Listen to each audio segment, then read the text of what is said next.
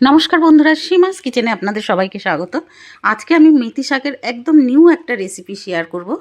তো এই রেসিপির জন্য কড়াইতে আমি সর্ষের তেল দিয়েছি 2 চামচ, সঙ্গে 1 চামচ জিরা আর একটা শুকনো লঙ্কা দিয়েছি। জিরাটা যখনই ফুটতে শুরু করবে তখন আমি কেটে রাখা চপড রসুন দিয়েছি 2 চামচ, আর বড় সাইজের একটা পেঁয়াজ দিয়েছি।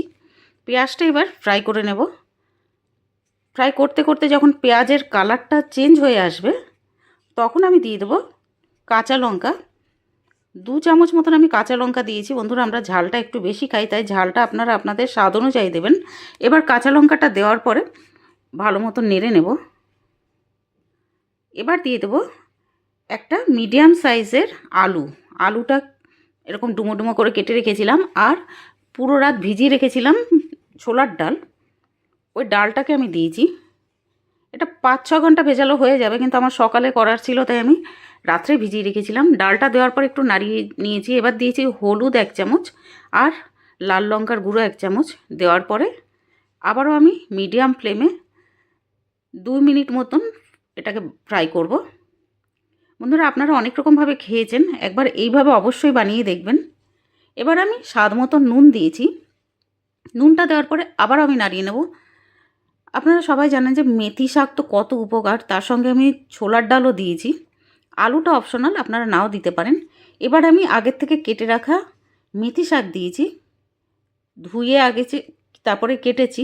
কাটার পরে আবারও আমি ধুয়ে নিয়েছিলাম। মেথি শাক দেওয়ার পরে আবারও একটু নাড়িয়ে নেব ভালো মতন।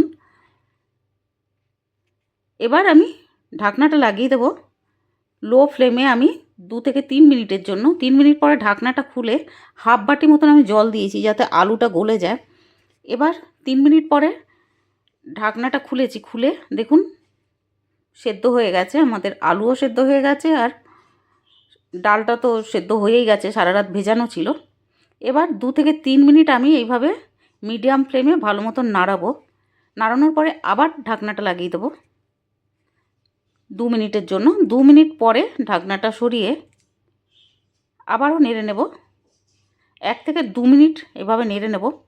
বন্ধুরা, এটা খেতে দারুণ লাগবে, একদম নতুন ধরনের রেসিপি। একবার অবশ্যই বাড়িতে বানাবেন এটা। আর উপকার তো আপনারা জানেন, এর সঙ্গে ডালটা আছে। পুরো ভিডিও দেখার জন্য অনেক অনেক ধন্যবাদ। তৈরি হয়ে গেছে আমাদের দারুণ টেস্টি আর নতুন ধরনের মেথি শাকের রেসিপি। পুরো ভিডিওটা ভালো লাগলে প্লিজ লাইক ও সাবস্ক্রাইব করে দেবেন। থ্যাংক ইউ, ধন্যবাদ।